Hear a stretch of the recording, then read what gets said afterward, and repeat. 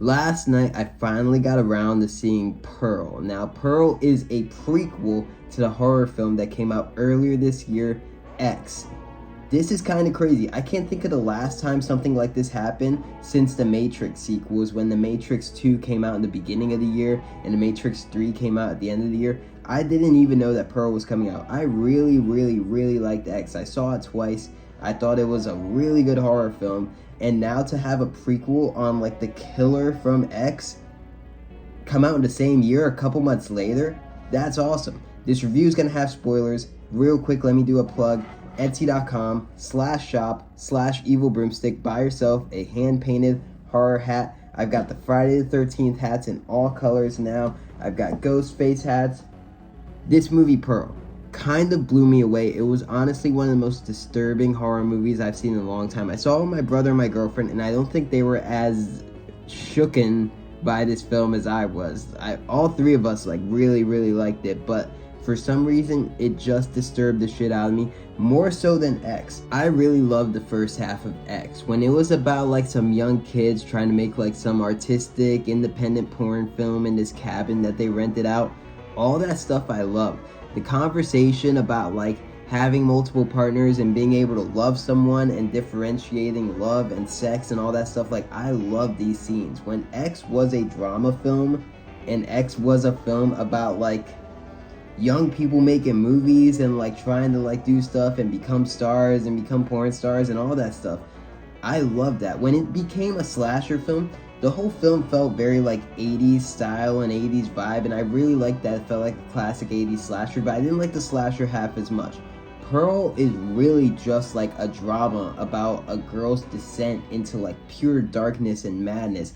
And I think Pearl almost works better as like a complete film, because X is very much like, it references Psycho in the film, where it's like midway through it totally switches to a different type of film. It starts out as like a independent like student drama film about them making this porno, and then switches in the second half to a slasher film.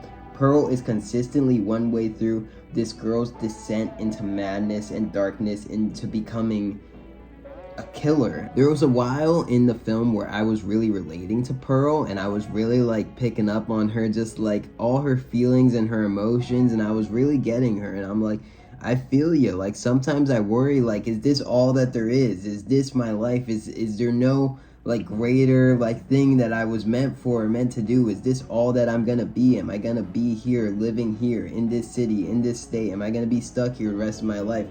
I have those worries. I'm sure a lot of people have those worries. So I was really relating to Pearl and like picking up on what she was putting down for a while, and just like going out to see a movie by herself and everything. Like I was feeling so much of what Pearl was feeling until she started to fucking snap. When she sets her mom on fire, that scene's fucking crazy.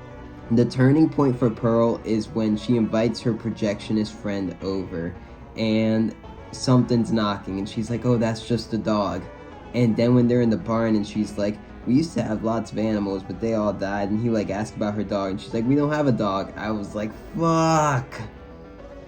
Damn it. I'm like, this movie, it's like cringy at times, just because it makes you so, purposefully, it makes you so like uncomfortable and like disturbed watching it. That like, that's the switch though.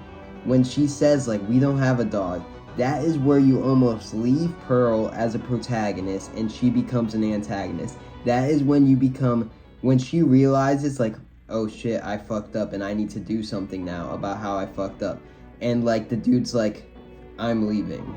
I'm out of here. I gotta go. And Pearl's like, why are you leaving me? That's when you go from like Pearl is your protagonist to like Pearl is fucking crazy, and you switch and you want this dude to escape. You want him to get the fuck away from Pearl.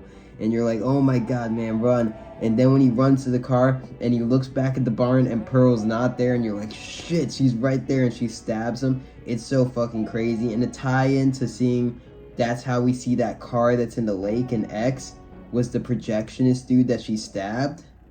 It's crazy. It's good work. Not only like the scene with her dancing with the scarecrow, the scenes with her going to the movies and hooking up with the projectionist, and then like being completely torn with like her husband off at war, and like falling for this one dude because he's her only escape from like this farm life.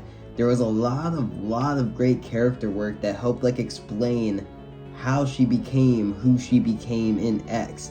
And I think like as a drama, this is some of Ty West's best work. This dude is crushing it. And I can't wait to see Maxine, I think is the name of his next film. So he has X, the prequel to X, and now the sequel to X coming out. Yeah, I think Mia Goth crushed it in this movie when she's giving that end monologue about like everything that she's been feeling inside, and everything that's been going on inside of her is just like so good, and just like her performance is so good. I honestly feel like that monologue went on like a little bit too long, to where like if I rewatched the movie, that'd be the one part where I feel like would drag a little bit, is like that monologue just goes on quite a while. But then when it cuts back to like her friend Mitzi, her sister-in-law, and she's just like, I've gotta go, Pearl. And you're just like, please, Mitzi, just fucking run, or don't run. Smooth talk your way out of here. And she like tries her best, and she should have just kept denying that she didn't get the role. I don't know if she really got the role or not. I kind of feel like she didn't get the role, and she was telling the truth. But like, then she says like, yeah, I got the role, and Pearl just switches. She's like, you get everything you want. And when Mitzi walks out that front door, and then you see Pearl follow her and open up the front door, I was like, fuck, I like love and hate watching this movie. Because it's like, it honestly scared the shit out of me, because it felt so like real world disturbing. When Pearl just like slowly walks over and picks up that axe, and then just like that all in one take starts like walking at her, then running at her with that axe.